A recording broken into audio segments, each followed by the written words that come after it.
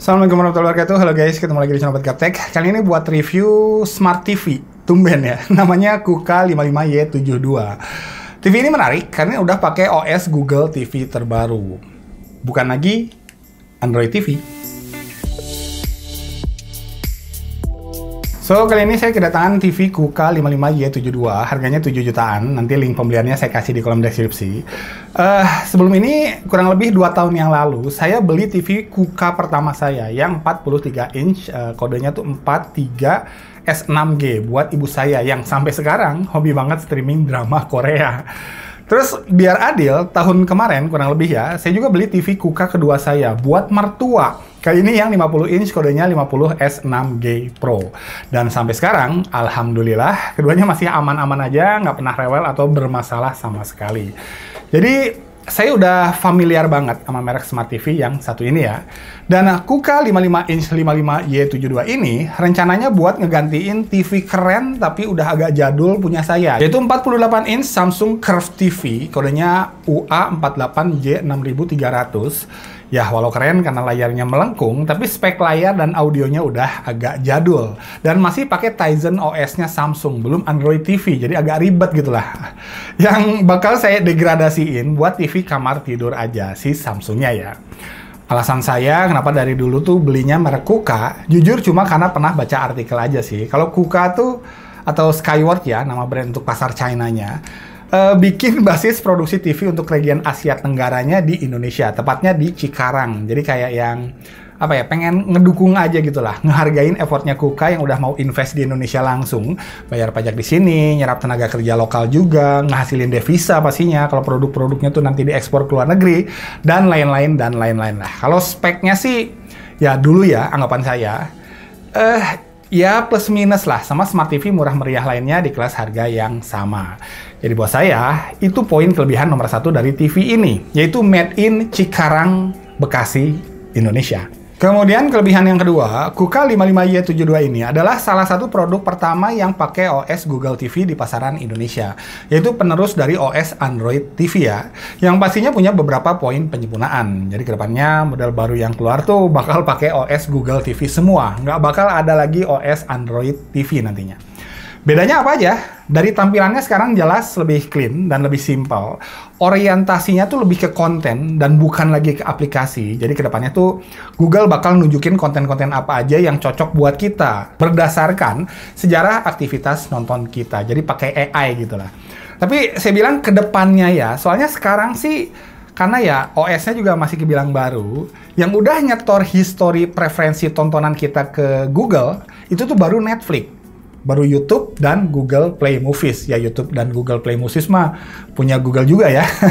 Kalau yang lain-lainnya kayak HBO Go, Disney Plus, Iqiyi, WeTV, ya mau nggak mau bakal nyusul juga sih kalau pengen konten-konten mereka tuh kelihatan di halaman depan OS ini. Bahkan di sini tuh kita bisa jawab kuesioner dari OS-nya dulu. Konten-konten apa aja yang kita sukai dan nggak suka, biar mempercepat AI learning si OS Google TV ini. Kemudian, di OS yang baru ini, sebelum kita mulai, kita bisa ngedaftarin beberapa profil siapa aja yang bakal pakai TV ini. Karena selera tontonan saya dan istri saya, misalnya, pasti beda banget dong. Canggih sih, dan kedepannya bakalan terasa memudahkan memang. Walau ya, di sisi lain, data privasi preferensi tontonan kita, ya, kembali dengan sukarela disetor ke Google ya.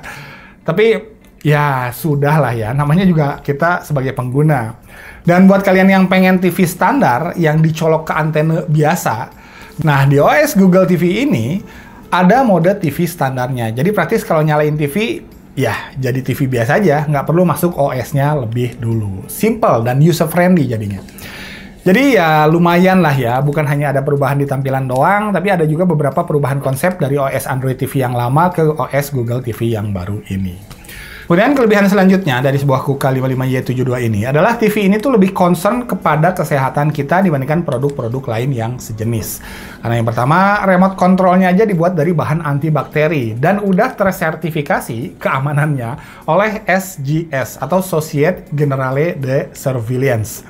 sebuah lembaga testing inspeksi dan sertifikasi independen yang berbasis di Swiss. Kemudian KUKA 55Y72 ini juga punya teknologi anti flicker. Cara ngeceknya bisa dilihat pas TV-nya disorot pakai kamera HP kita, terus shutter speed HP kitanya tuh kita geser-geser secara manual. Nah, di TV Samsung lama saya kelihatan tuh ada garis-garis flickernya.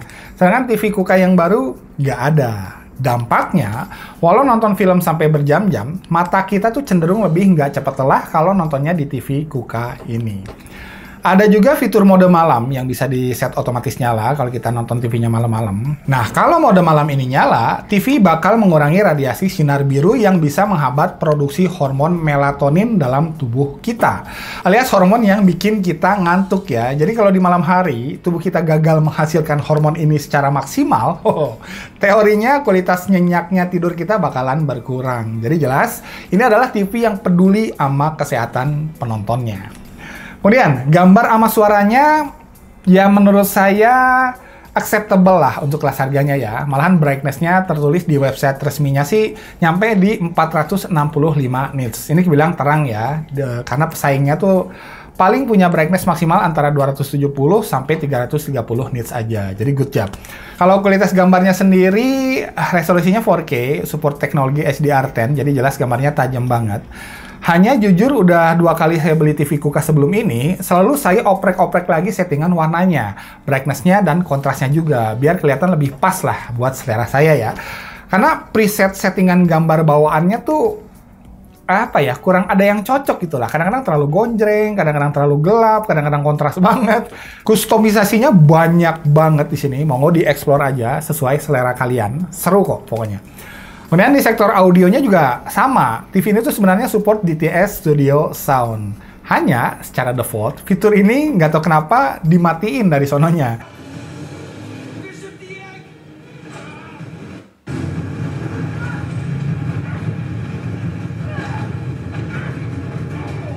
Sebagai pro tambahannya, casing belakang TV ini terbuat dari metal ternyata. Hebat, biasanya kan plastik ya.